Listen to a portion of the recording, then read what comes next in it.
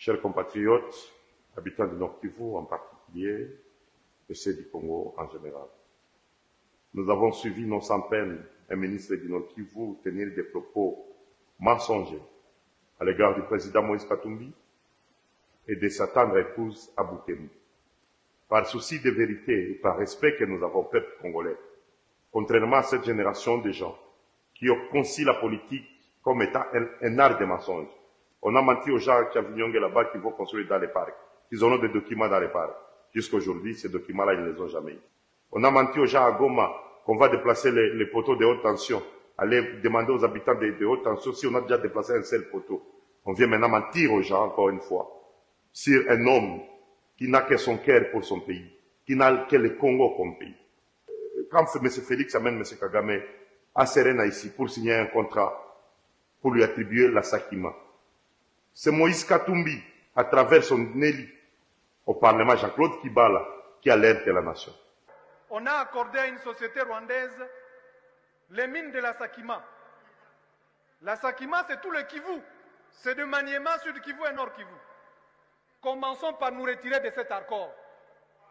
Nous avons signé des accords avec le Rwanda sur la Sakima, sur le traitement et la transformation des minéraux au Rwanda.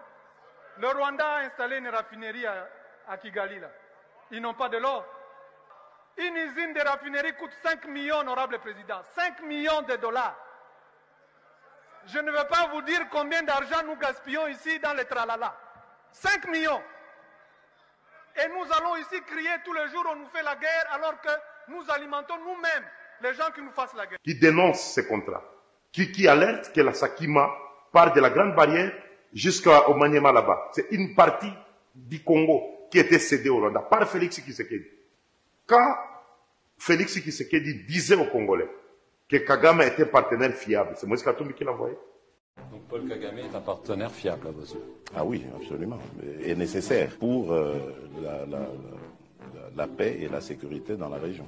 Quand Félix Tshisekedi disait aux Congolais que l'Ouganda et le Rwanda sont nos voisins, on doit rester ensemble, on doit vivre ensemble, ce sont ses frères. Est-ce que c'est Katumbi qui disait de le dire? Je ne vois pas comment, en continuant à traiter Paul Kagame ou Yoweri Museveni d'agresseurs, de grands méchants loups, de diables et de tout ce que vous voulez, que je ne vois pas comment on peut réussir à obtenir justice et réparation. Quand Félix Tshisekedi a amené Kagame au funérailles de son père, et cette idée de paix, ça a une longue histoire avec les Rwandais. On a vu Etienne Tshisekedi venir ici, à Goma, à l'époque de l'ASD, quand tout le monde convergeait vers Kinshasa pour réunifier le pays, Tshisekedi est venu ici comploter avec les Rouberois contre la République. Ce sont des faits, nous avons des vidéos et des images. Et aujourd'hui, un mensonge cousu à fil blanc par des gens qui sont habitués à mentir les gens, surtout à la veille des élections, traite Moïse Katumbi de, c'est pas, très service des étrangers, sa femme serait rwandaise. La femme de Moïse Katumbi n'est pas rwandaise. Dans l'East African Community Force, Félix Tshisekedi a amené beaucoup de pays, les Ougandais. Il manquait qu'il amène seulement ses frères rwandais. Mais les Burundais, et Félix Tshisekedi l'a dit dans une interview que vous êtes en train de suivre, il l'a dit clairement que de toutes les forces qu'il y a dans cette armée, dans East African Force, seuls les Burundais se battent aux côtés des FARDC. Nous avions remarqué dans les localités où le contingent ougandais et kenyan principalement s'était déployé, il y avait comme une connivence avec les rebelles.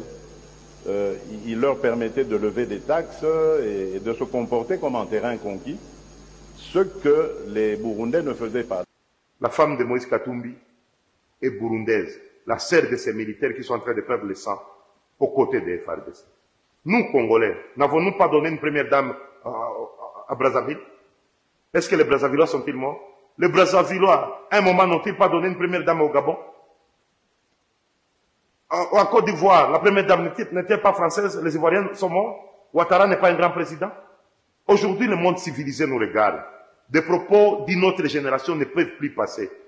Un homme est libre d'épouser la femme qu'il aime, peu importe ses origines. Cette femme a accompagné cet homme. Il a été le meilleur gouverneur de ce pays avec cette femme. Il est le meilleur président d'une équipe de football avec cette femme. Ils ont construit le meilleur stade de ce pays avec cette femme. Confions-leur la République. cette République va changer d'image avec Moïse Katumbi. N'écoutons pas des gens qui ne savent pas d'où ce pays vient, qui ne savent pas où ce pays va. Et je vous promets de faire du Congo l'Allemagne de l'Afrique. Que d'ici la fin de mon mandat, vous allez voir un Congo nouveau, un Congo fort, un Congo puissant et prospère, un Congo qui va parler. Ils sont contents de gérer l'argent des rames qu'ils sont en train d'utiliser pour acheter des villas et des maisons de leurs enfants. Et ils commencent à nous mentir pour nous haïr et rejeter la personne qui, aujourd'hui, est la seule capable à sauver la République. Je dis et je vous remercie. Ça ne sert à rien de vous battre pour des morceaux de terre alors que c'est l'East African Community qui deviendra notre pays en fait.